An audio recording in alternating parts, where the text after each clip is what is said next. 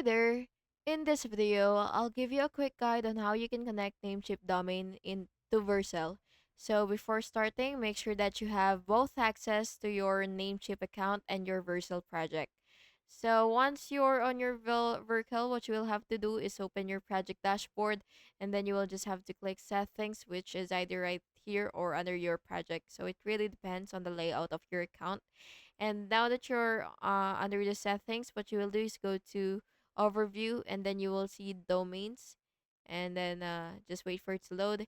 And once you're here, you will just have to type your Namecheap domain here, and then you will just have to click add or add to project. So it really depends. And then you will log into your Namecheap account in a new tab.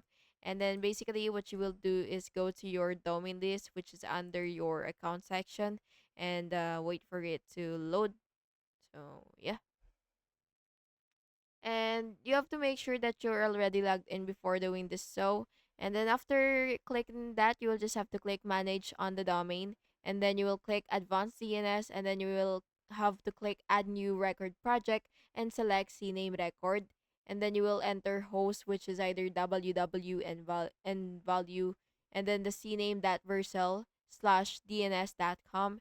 And by the way, if your screen looks a little bit different, you will have to ensure that you're editing the advanced DNS section and not the basic one. And finally, you will just have to return to your Vercel so that you will be able to verify the domain. And once verified, your domain will point to your server, to your Vercel project.